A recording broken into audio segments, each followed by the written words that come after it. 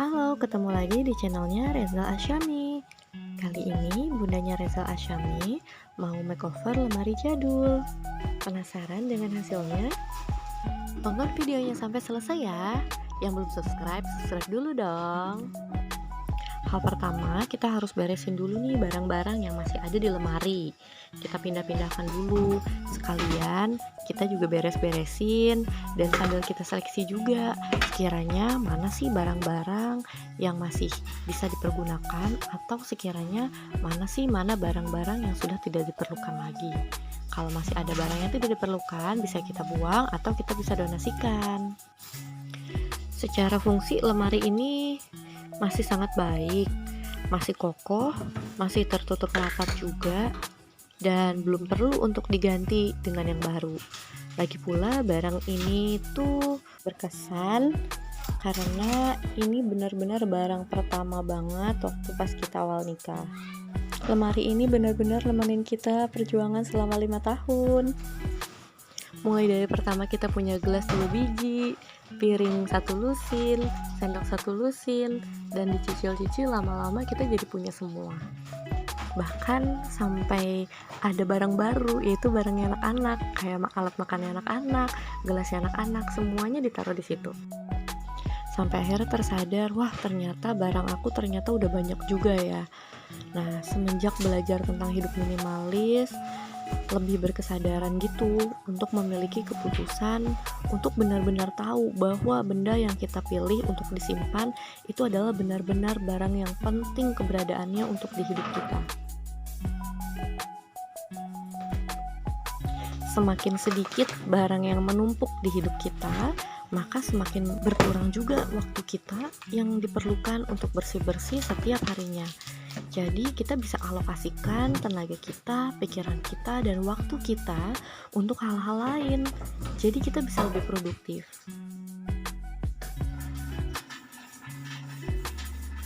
Ternyata kerak-keraknya sudah pada menempel. Saking gak pernah dilapnya ini lemari, akhirnya sekarang kepegang juga.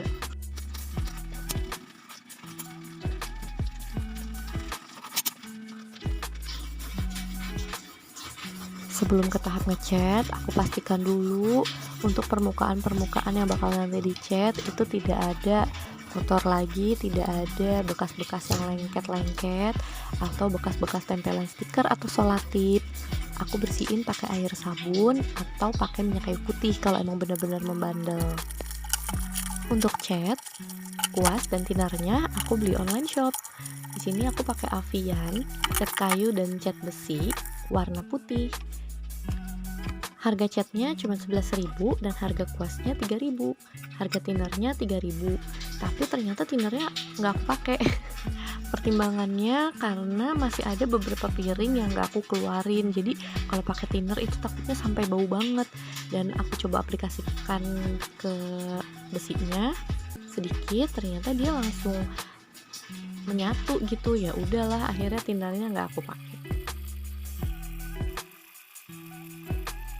Karena nanti kacanya mau ditutup sama wall sticker, jadi ya nggak apa-apa juga sih kalau kacanya kena cat. Catnya termasuk cepat kering.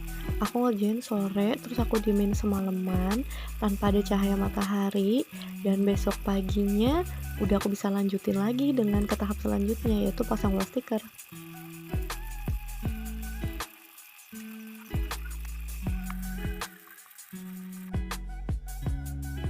Esok harinya, ketika catnya sudah kering, aku lakukan pengukuran untuk pemasangan wall sticker.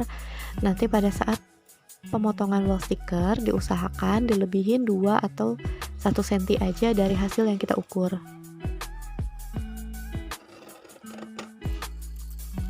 Setelah wall stickernya dipotong dan siap ditempel, ayo kita tempel di lemarinya. Bagian wallpaper yang berlebih itu bisa dipotong pakai cutter. Setelah permukaan kaca tertutup semua sama wall sticker kayu, saatnya pasang LED strip. Nah, untuk LED stripnya videonya nggak ada guys, karena ternyata belum kepencet sama aku, jadi nggak ke-record. Jadi ini intinya udah kepasang. Kebetulan di lemarinya udah ada bolongan jalur kabel untuk stop kontak, tapi aku copot, aku ganti sama jalur buat LED strip. Rencananya si Frozen ini mau aku tutup aja lah pakai wall sticker kotak-kotak. Tapi ternyata dia bentuknya bertekstur, jadi timbul gitu. Dan kalau kita tempelin pakai satu lembar wall sticker itu nembus. Tuh kan, terlihat nembus ya. Jadi gimana nih ngakalinnya guys? Jadi ngakalinnya mungkin si wall stickernya itu nggak dibuka semua, jadi cuma stiker atasnya doang, paling 1 cm dibuka cuma buat nempelin di bagian atas. Sisanya kertas si stikernya itu nggak dicopot. Coba kita ya lihat, atasnya doang nih yang stikernya kita buka, lem stikernya, sisanya nggak dibuka. Oke, dan ternyata tidak menembus seperti punggung sendal bolong. Jadi kemungkinan ini bisa dipakai guys. Tapi kalau sebadan-badan tidak nempel ke dinding Frozen, nanti akan bergelembung-gelembung. Ya udahlah, akhirnya kayaknya dilem deh beberapa, semua deh, nggak beberapa. Ini setelah menempel guys, lumayan sih ternyata menempel semua. Tinggal kita rapi-rapihin aja, gelembung-gelembungnya kita rata-ratain. Nah, setelah wall stickernya tertempel di muka-mukanya si Frozen, sekarang kita tinggal tempelin LED stripnya, bisa dengan lem tembak ataupun dengan Solatip Magic.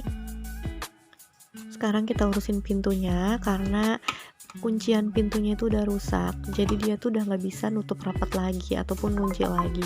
Jadi daripada diganjel karet, jadi ada alat di Shopee namanya alat pengunci gitu, harganya murah banget, cuma 4 ribuan, dan ini bisa berfungsi dengan baik.